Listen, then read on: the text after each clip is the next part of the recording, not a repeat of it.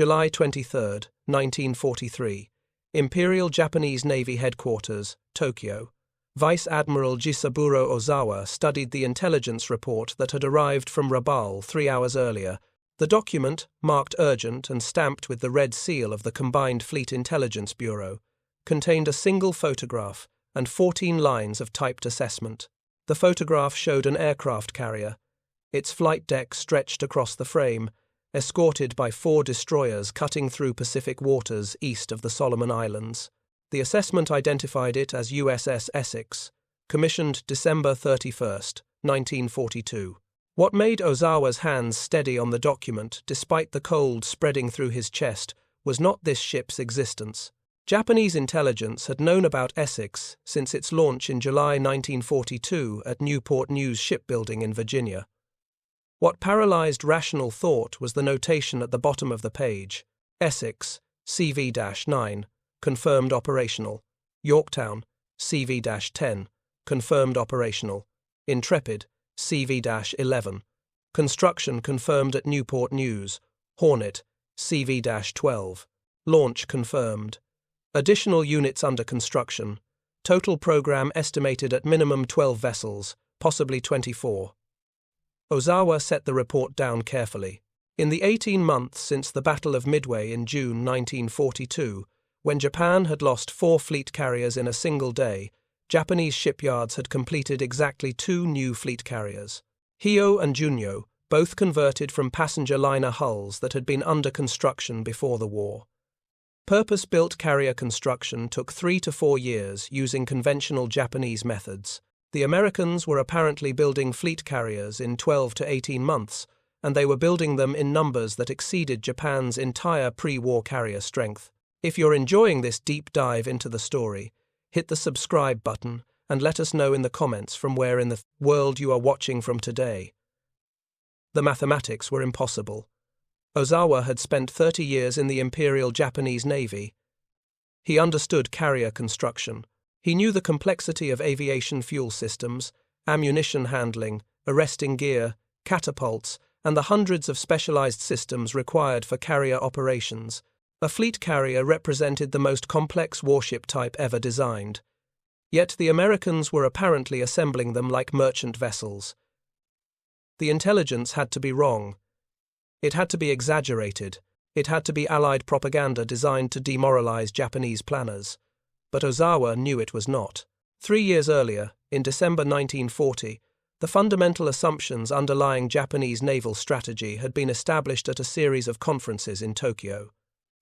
The context was clear. Japan faced inevitable conflict with the United States over Japanese expansion in China and Southeast Asia. American economic pressure through oil embargoes and frozen assets was strangling Japan's ability to prosecute the war in China. The military controlled Japanese government policy, and the military insisted expansion must continue. Admiral Isoroku Yamamoto, commander of the Combined Fleet, had warned repeatedly that war with America was unwinnable. He had lived in the United States. He understood American industrial capacity in ways most Japanese officers did not. But when ordered to plan for war, Yamamoto designed the Pearl Harbor attack as Japan's only chance for short-term advantage. The strategy required speed, surprise, and a series of rapid conquests that would present America with a defensive perimeter too costly to breach. Japanese victory depended entirely on American unwillingness to pay the price of total war. That assumption rested on a fundamental misunderstanding of American character, but it also rested on Japanese assessments of American shipbuilding capacity that proved catastrophically wrong. Japanese naval intelligence had compiled extensive data on American shipyards throughout the 1930s. The reports provided accurate assessments of existing facilities, workforce size, steel production capacity, and historical construction timelines. What Japanese analysts failed to grasp was that American industrial capacity was not fixed. It could expand. It could transform. It could achieve production rates that had no historical precedent because Americans did not consider tradition binding when necessity demanded innovation. The pre-war intelligence estimates made sense within Japanese frames of reference.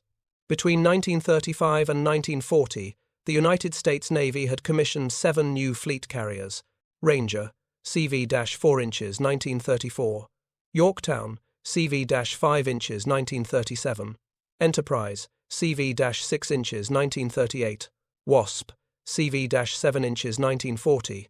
Hornet, CV-8 inches 1941. Japanese planners knew these construction timelines precisely.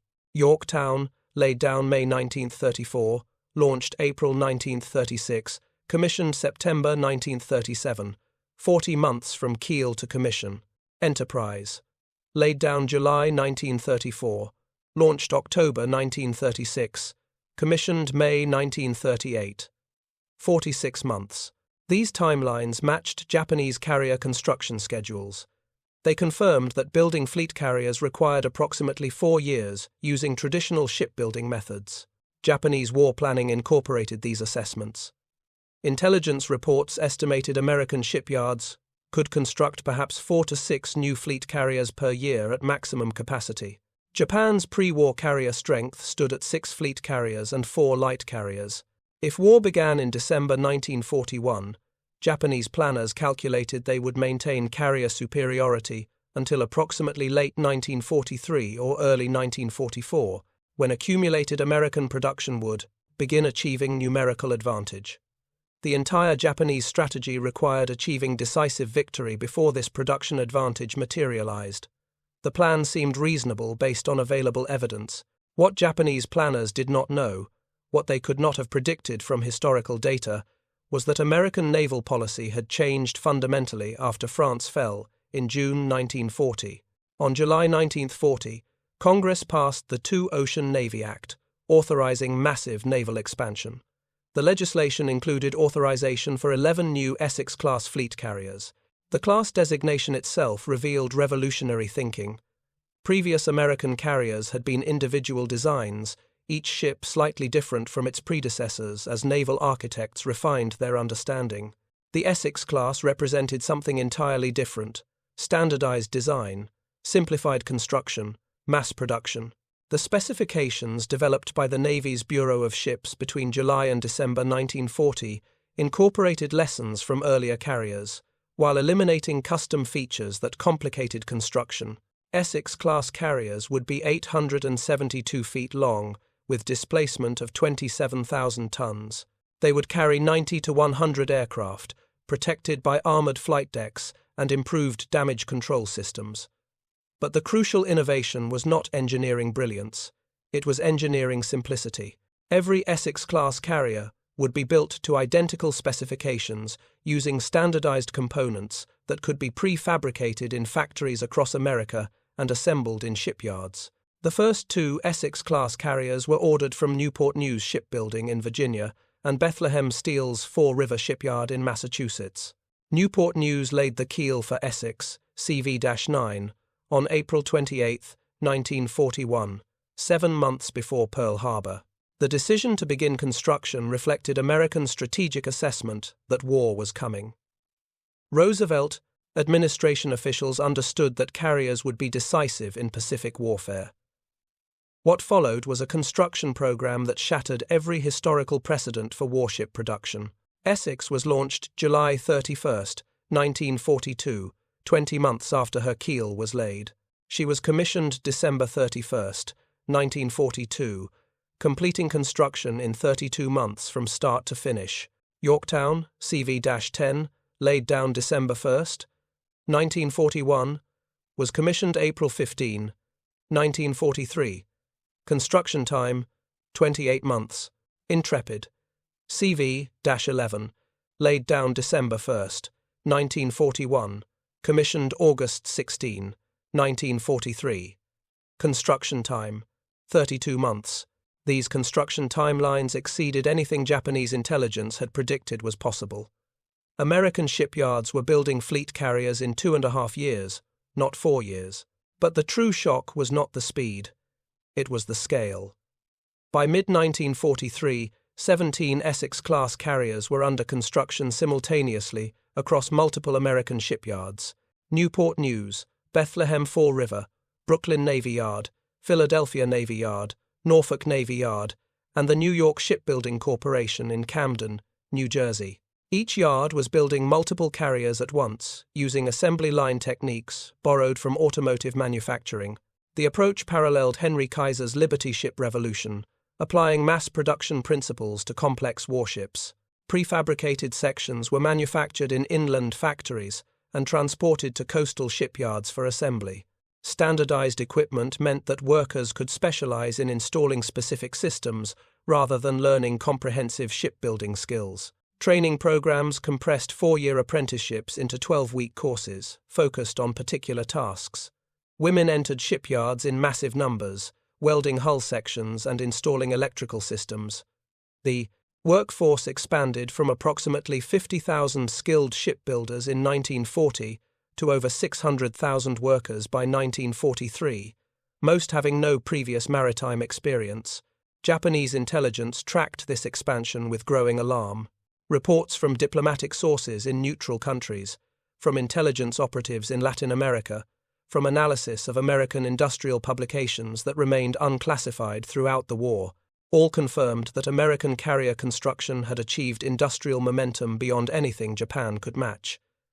The Imperial Japanese Navy possessed 8 fleet carriers when war began in December 1941. Akagi and Kaga, converted from battleship and battlecruiser hulls in the 1920s. Soryu and Hiryu, purpose-built carriers completed in the late 1930s. Shokaku and Zuikaku, the newest and most powerful carriers in Japanese service, commissioned in August and September 1941, plus the older Hosho from 1922 and Ryujo from 1933. At Midway on June 4, 1942, Japan lost 4 fleet carriers. Akagi, Kaga, Soryu, and Hiryu all sunk in a single day. That battle eliminated half of Japan's pre-war carrier strength in one afternoon. The Imperial Japanese Navy never recovered from Midway, not because the ships themselves were irreplaceable, but because the trained air crews and experienced maintenance personnel went down with them. Carriers could be built. Pilots with 2,000 flight hours and combat experience could not be replaced quickly. But beyond the human losses, Midway exposed the brutal mathematics of industrial attrition. Japan entered the war with 8 fleet carriers and lost 4 at Midway. American carrier strength in the Pacific when war began stood at 3 fleet carriers: Lexington, Yorktown, and Enterprise. Saratoga was in overhaul. Lexington was sunk at Coral Sea in May 1942. Yorktown was sunk at Midway. Wasp would be sunk by submarine in September 1942. By October 1942, American carrier strength in the Pacific had been reduced to 2 operational fleet carriers, Hornet and Enterprise. Then Hornet was sunk at Santa Cruz in October 1942. Enterprise stood alone as the only operational American fleet carrier in the Pacific. Japanese intelligence knew these sinkings. They documented American losses carefully. Based on historical construction rates, Japanese planners calculated America would not field significant new carrier strength until late 1943 at earliest. That calculation provided Japan with a 12-month window to consolidate defensive positions and inflict further losses on American forces operating with limited carrier support. The strategy seemed sound. It was based on accurate intelligence about American carrier losses and reasonable projections of American construction timelines. What shattered these calculations was the appearance of Essex. She arrived in the Pacific in May 1943, 6 months ahead of Japanese projections. Her presence in combat zones signaled that American production schedules were running ahead of historical norms. But Essex alone might have been explainable. Perhaps Americans had prioritized completing 1 carrier ahead of schedule. What could not be explained was what followed. Yorktown, CV-10, arrived in the Pacific in August 1943. Lexington, CV-16, arrived in September 1943. Bunker Hill, CV-17, arrived in September 1943. Intrepid, CV-11, arrived in October 1943. Carriers were appearing in Pacific waters not one at a time, but in steady succession. By November 1943, 7 Essex-Class carriers were operational in the Pacific Fleet.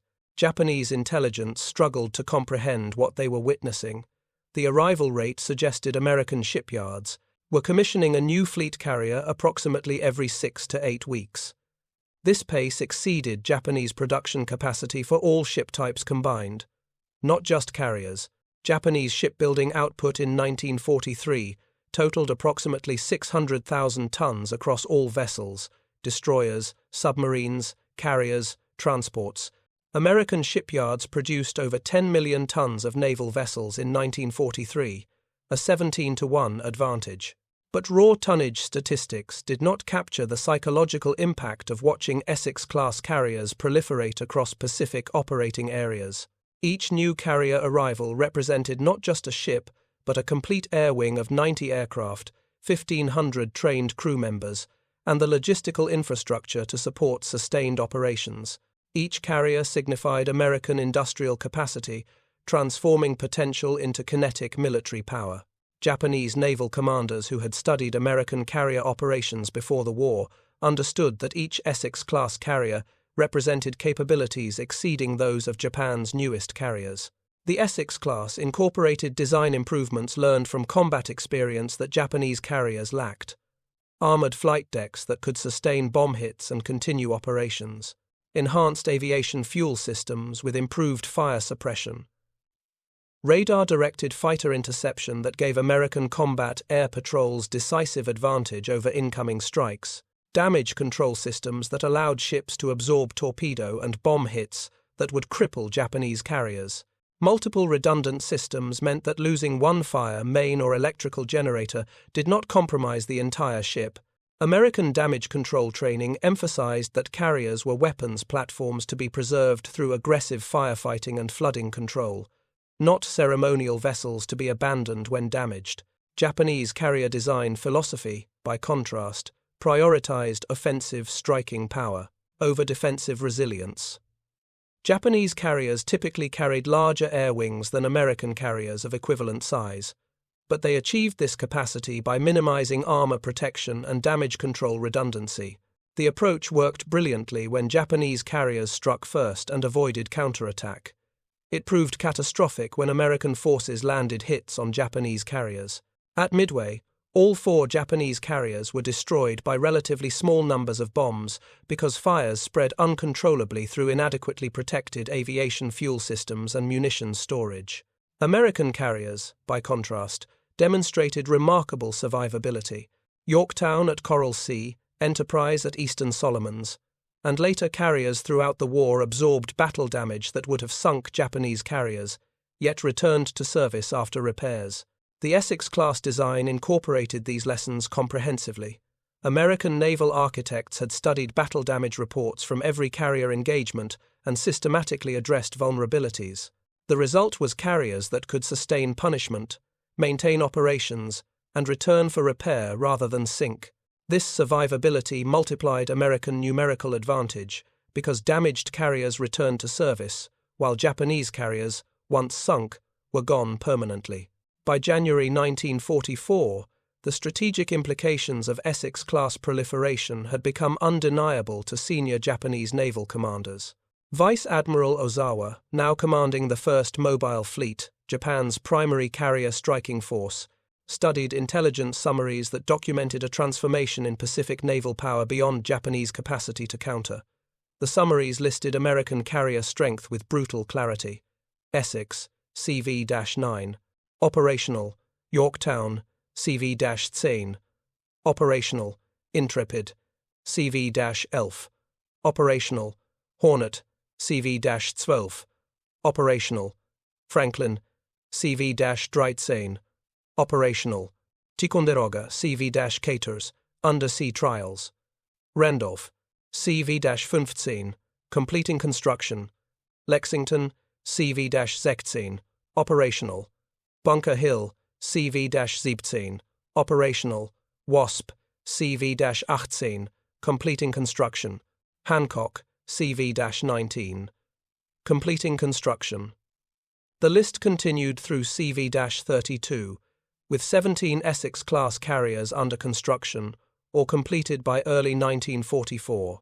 Japanese carrier strength at the same time stood at 5 operational fleet carriers: Shokaku, Zuikaku, Junyo, Hyo, and Taiho. Taiho, Japan's newest and most advanced carrier, had been commissioned in March 1944 after 3 years of construction. She was the only Japanese carrier with an armoured flight deck. Her air wing numbered 60 aircraft, compared to the 90 to 100 aircraft carried by Essex-Class carriers. The comparison revealed not just quantitative disparity, but qualitative inferiority. Japanese carriers built between 1941 and 1944 incorporated no significant technological improvements over pre-war designs.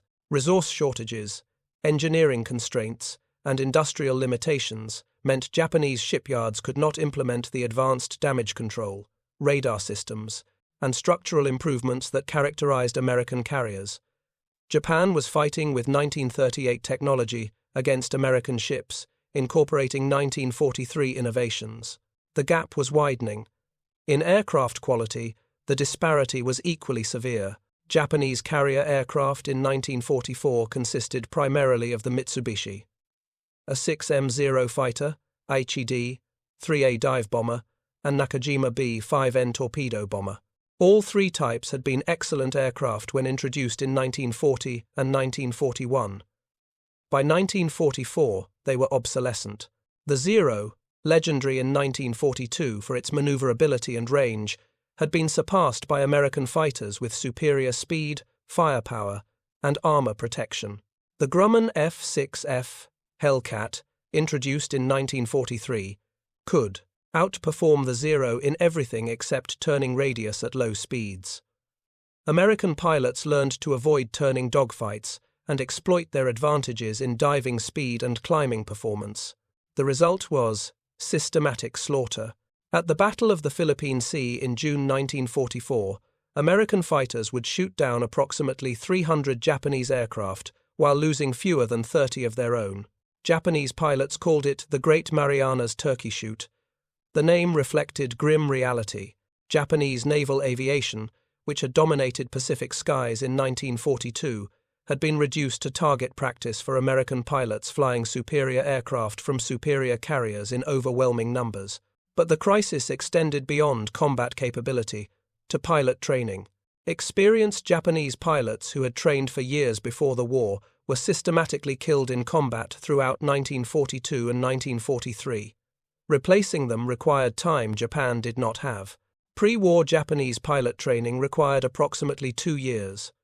Students learned not just flying but extensive academic study of navigation, meteorology, and tactics. The program produced superb pilots but in small numbers. Approximately 1,500 pilots per year graduated from Japanese naval flight schools before the war.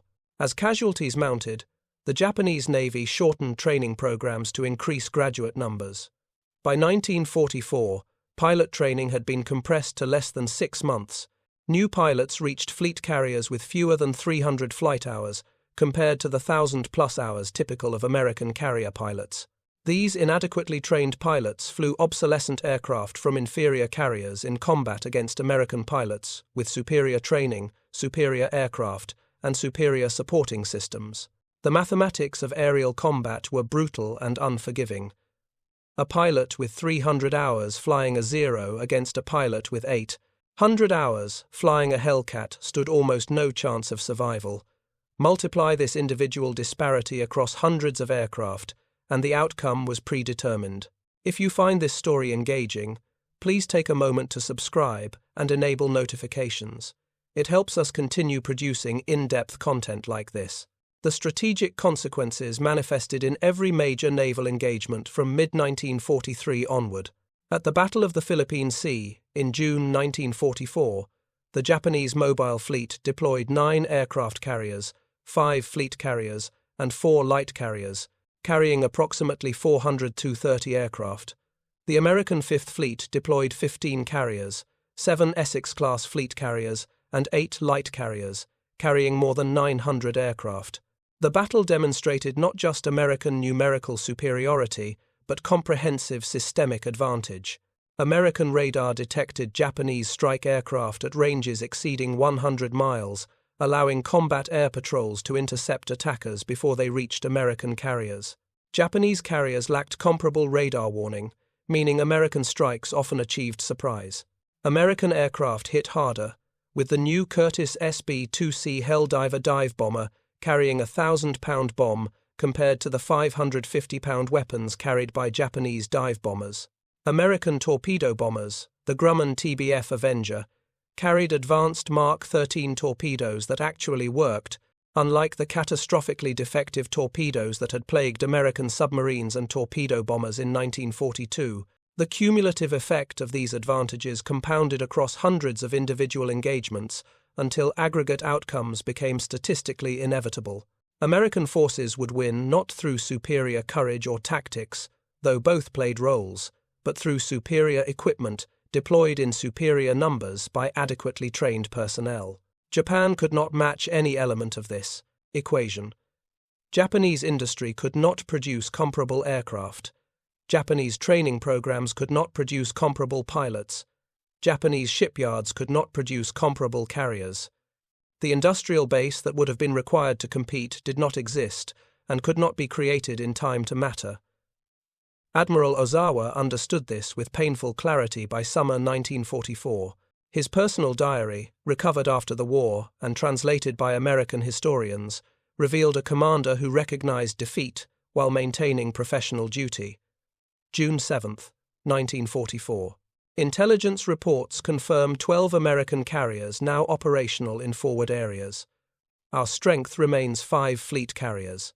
We are outnumbered more than 2-to-1 in carriers, 3-to-1 in aircraft, perhaps 5-to-1 in experienced pilots. No tactical brilliance can overcome such disparity. June 15, 1944. Orders received to engage American forces approaching Saipan. Our mission is to prevent invasion of the Marianas. Everyone understands this battle will determine whether we can maintain defensive perimeter or retreat to Philippines and home waters. We understand also that we face forces we cannot defeat. We will do our duty. The Battle of the Philippine Sea commenced on June 19, 1944. Ozawa launched his strikes at maximum range, hoping Japanese aircraft's superior range would allow them to attack American carriers, while remaining beyond range of American counterstrikes. The plan failed comprehensively.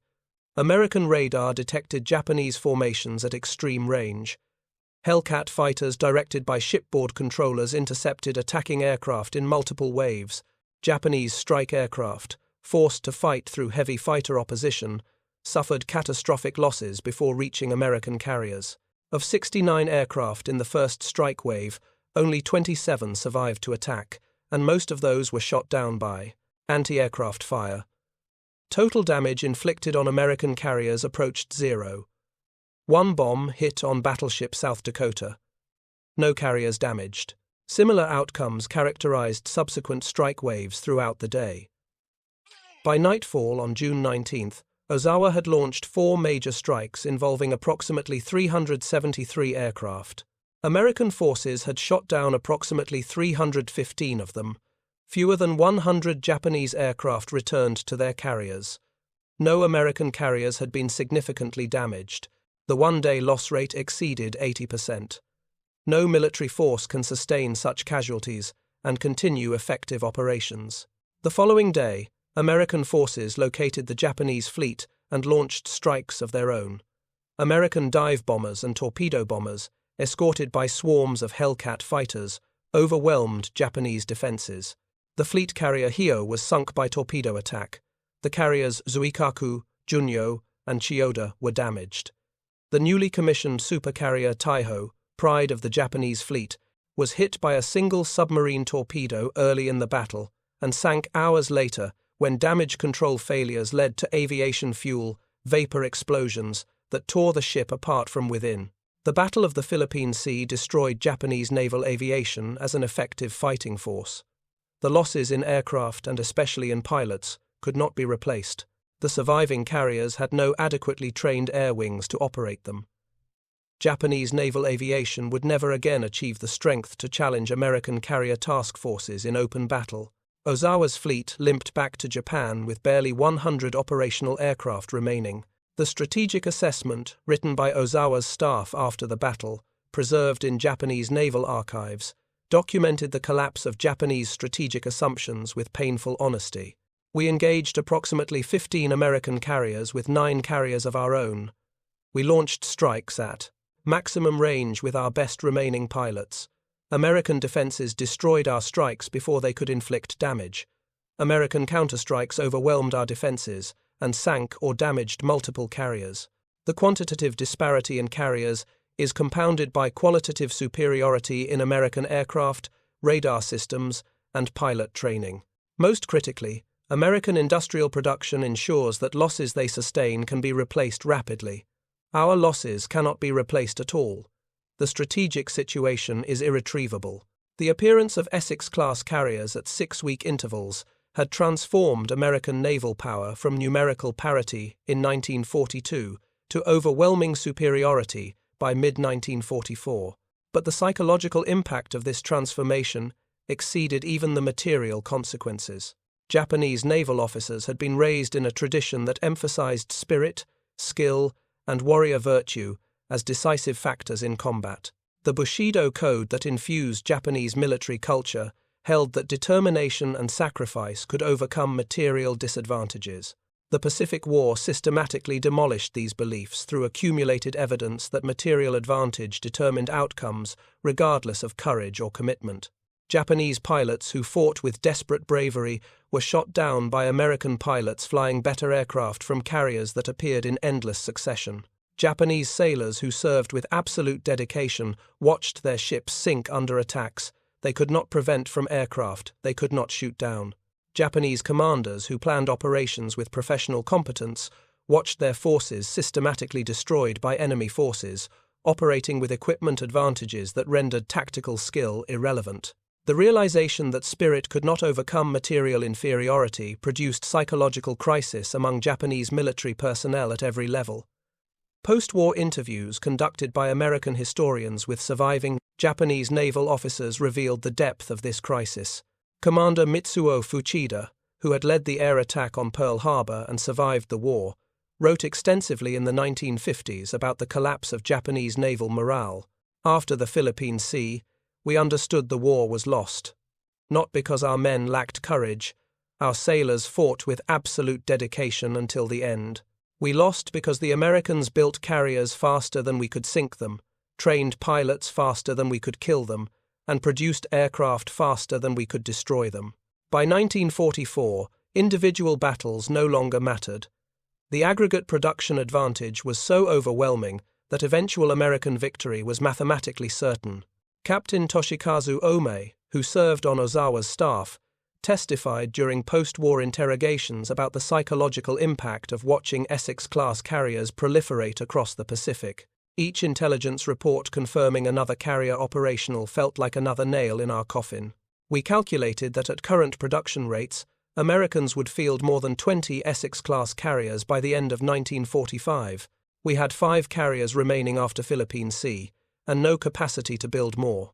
The industrial mathematics made victory impossible. Yet we continued fighting for another year because surrender was culturally inconceivable, even when military logic demanded it. The institutional response within the Japanese Navy to this crisis was denial, desperation, and ultimately the embrace of tactics that accepted suicide as operationally acceptable. Kamikaze attacks, in which pilots deliberately crashed explosive-laden aircraft into American ships, represented not fanaticism but acknowledgement that conventionally trained pilots could not survive against American defenses long enough to deliver attacks. If pilots were going to die anyway, which combat statistics after Philippine Sea suggested was nearly certain, then making their deaths tactically effective through suicide attacks seemed rational within the context of inevitable defeat. The kamikaze program, initiated in October 1944 during the Battle of Leyte Gulf, reflected Japanese naval aviation's transformation from offensive striking force to desperate defensive measure. The mathematics of kamikaze operations were brutally simple. A conventionally trained pilot flying a normal attack mission against an American carrier task force in late 1944 had approximately 5% chance of surviving the mission. The pilot would likely be shot down by combat air patrol fighters or anti-aircraft fire before reaching attack position. If he survived to drop his bomb or torpedo, The probability of hitting a maneuvering target while under fire was approximately 10 to 15%. Multiply these probabilities together, and the chance of a pilot both surviving the mission and inflicting damage was less than 1%. A kamikaze pilot, by contrast, needed only to reach visual range of the target. His death was certain, but if he reached attack position, his probability of hitting the target approached 60 to 70%, simply because a crashing aircraft was much harder to avoid than a released bomb or torpedo. From a coldly rational perspective, kamikaze tactics achieved better cost-exchange ratios than conventional attacks. But the adoption of these tactics also represented acknowledgement that Japan had lost the qualitative and quantitative advantages necessary for conventional warfare. You do not organize systematic suicide attacks when you believe you can win through normal operations. You embrace such measures when defeat is certain, and the only remaining question is how much damage you can inflict before being destroyed. The Battle of Leyte Gulf in October 1944 provided final demonstration of the strategic transformation that Essex-Class production had created. American forces deployed 17 fleet carriers and escort carriers to support the invasion of the Philippines. Japanese forces, despite committing virtually every remaining operational warship, could muster only 4 carriers, with a total of approximately 116 aircraft among them.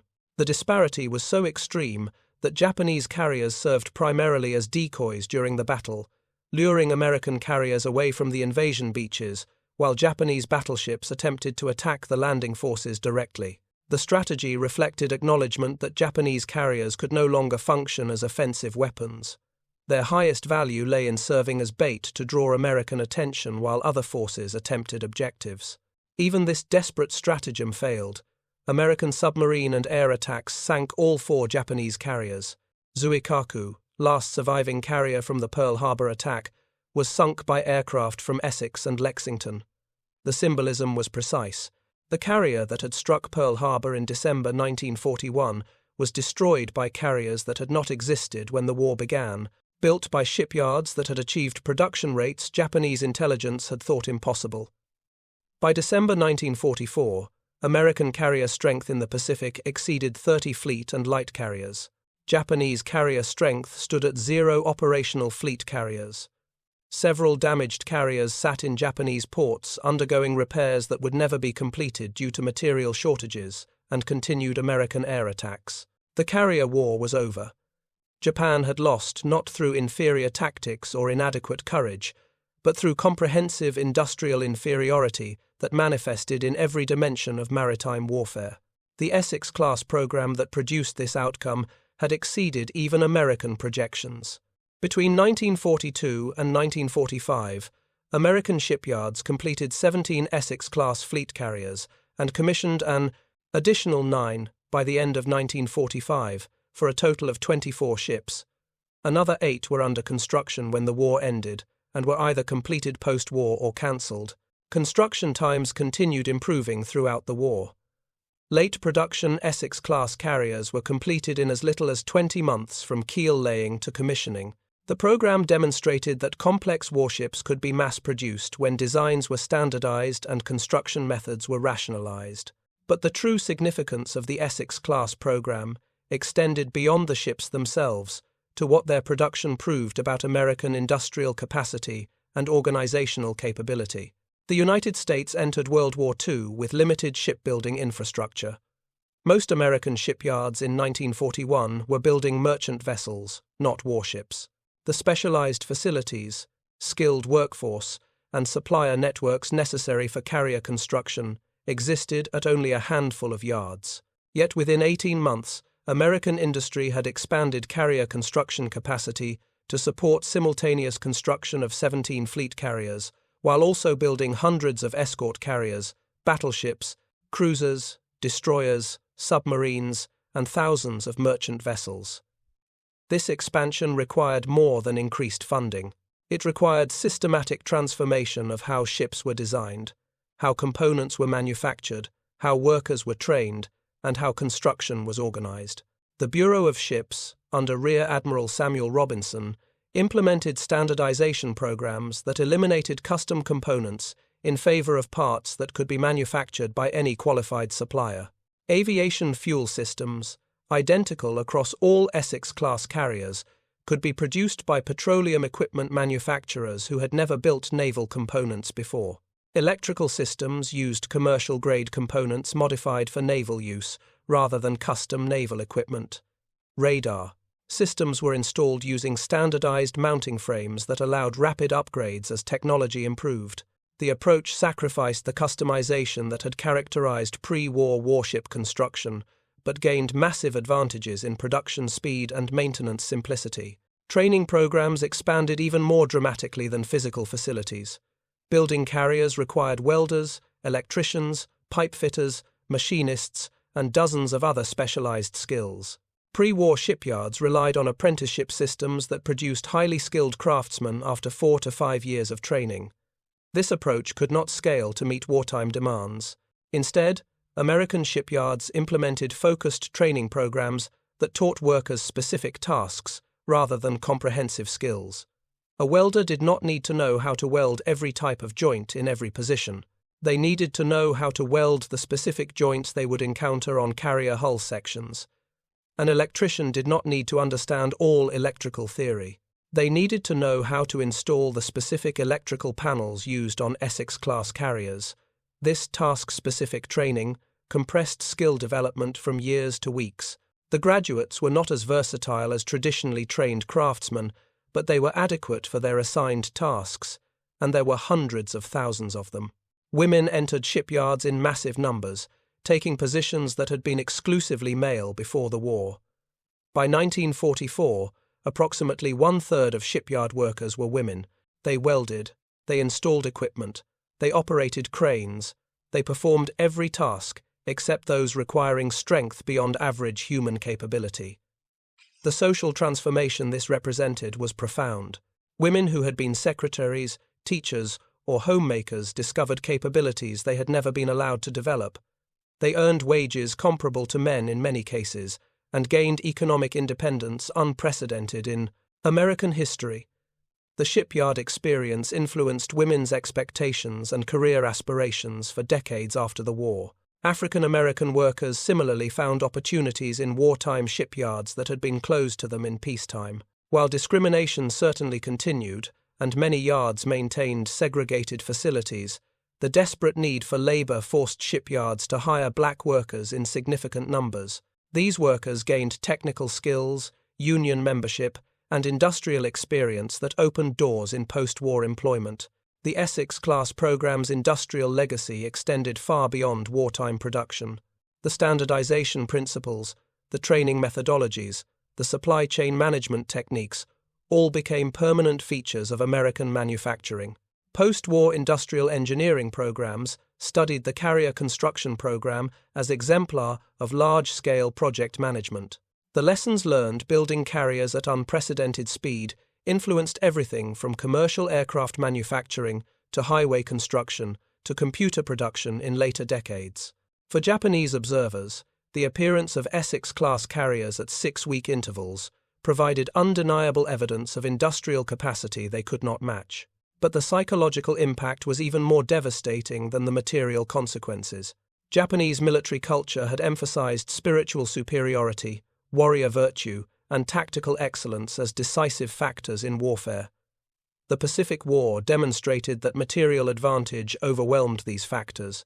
Japanese pilots who fought with supreme dedication were shot down by American pilots who were adequately trained but flew superior aircraft. Japanese sailors who served with absolute loyalty watched their ships sink under attacks from weapons systems they could not counter. Japanese commanders who planned operations with professional competence saw their forces destroyed by enemies who possessed overwhelming equipment. Advantages. The realization that courage, skill, and determination were insufficient against material superiority produced profound psychological crisis among Japanese military personnel.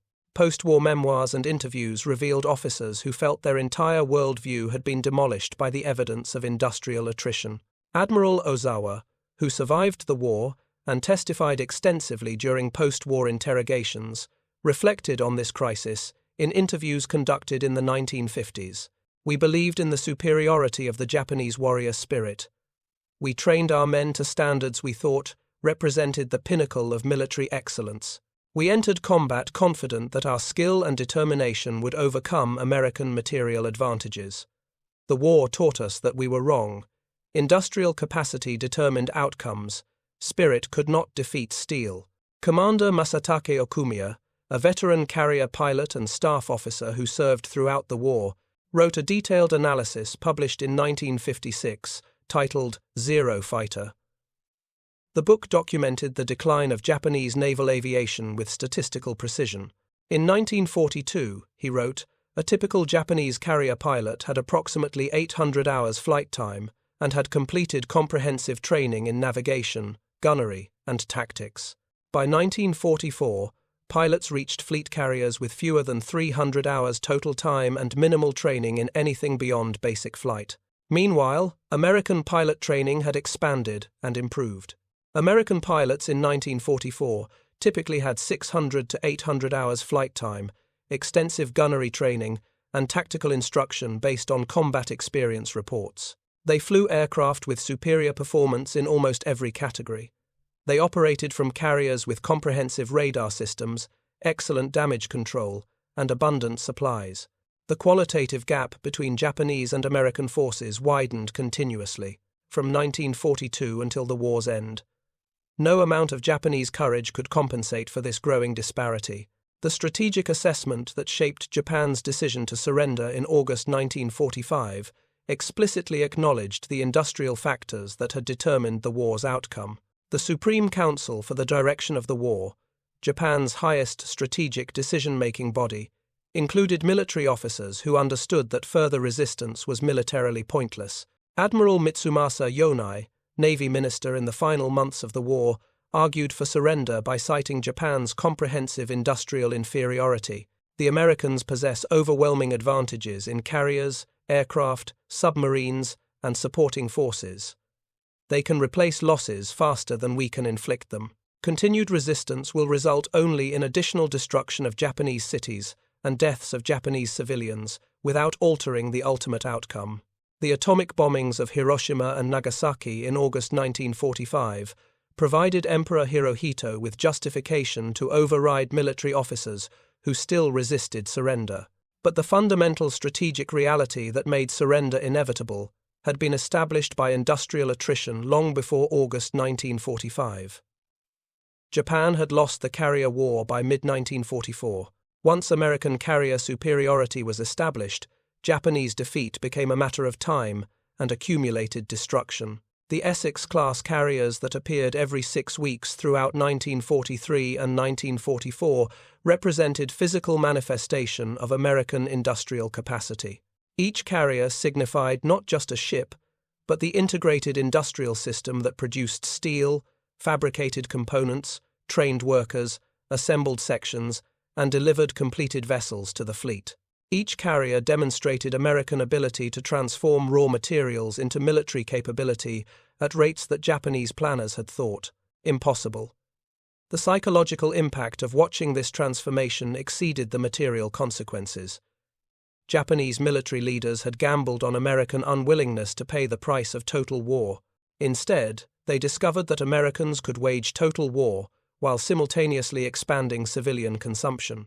American industrial capacity was so vast that military production never required significant civilian sacrifice. American families ate abundantly throughout the war, while Japanese civilians faced starvation by 1945. American factories produced consumer goods alongside military equipment, while Japanese industry devoted all resources to war production and still fell short. The contrast demolished Japanese assumptions about American decadence and weakness. Americans were not soft. They simply possessed industrial advantages so overwhelming that they could fight total war without experiencing the hardships that characterized warfare for every other belligerent. This revelation, delivered through the appearance of carrier after carrier after carrier, broke the psychological foundations of Japanese military confidence. You cannot maintain belief in spiritual superiority when material evidence systematically contradicts that belief. You cannot claim tactical excellence compensates for industrial inferiority when every battle demonstrates otherwise. You cannot sustain warrior morale when casualties mount without corresponding damage to enemy forces. By 1945, Japanese naval officers understood these realities with painful clarity. Their recognition came too late to prevent war, too late to alter strategy, too late to achieve any outcome except unconditional surrender after catastrophic losses.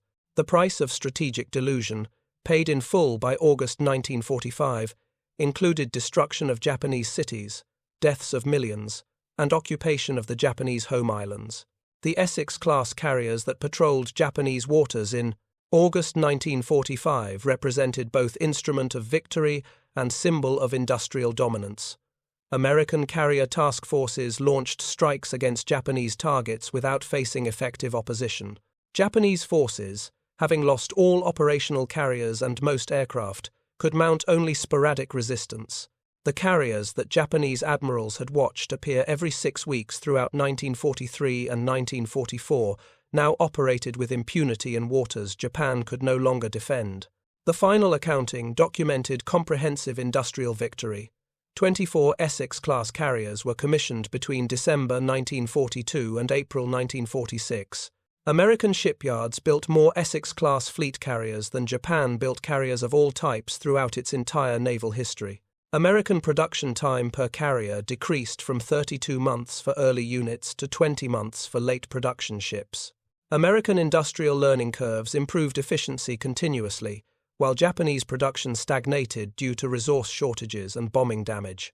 Total American carrier production during the war exceeded 100 ships when escort carriers are included. Japanese production totaled 17 carriers of all types, most converted from other hulls rather than purpose-built. The 17-to-1 disparity in production mirrored the 7-to-10-to-1 disparity in overall industrial capacity that Japanese planners had identified before the war but failed to accept as decisive. Thank you for watching. For more detailed historical breakdowns, check out the other videos on your screen now, and don't forget to subscribe. The story of Japanese admirals witnessing Essex-class carriers appearing every 6 weeks is ultimately a story about the relationship between industrial capacity and military outcome. Japan entered war against an enemy with overwhelming industrial advantages. Japanese leaders understood these advantages, intellectually, but gambled that American psychology would prevent Americans from fully utilizing their industrial potential. The gamble failed completely. Americans mobilized industrial capacity more thoroughly than Japanese planners thought possible. American shipyards achieved production rates that exceeded historical precedent. American workers, trained in weeks rather than years, built complex warships with quality comparable to traditionally trained craftsmen. American industry expanded while fighting global war on 2 fronts, while Japanese industry contracted under blockade and bombing. The appearance of Essex-class carriers every 6 weeks represented physical manifestation of these industrial realities. Each carrier proved that American capacity exceeded Japanese projections.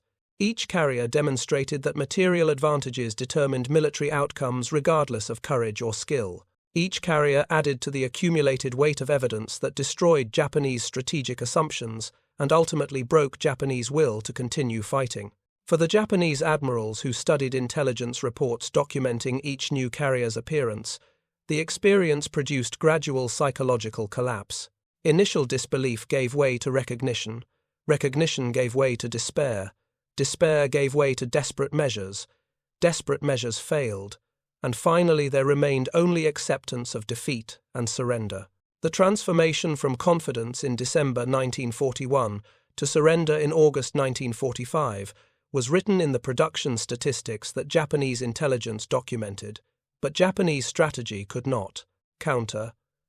The Essex-class program stands as testament to American industrial capability during World War II, but its deeper significance lies in what it revealed about the relationship between industrial power and military capability.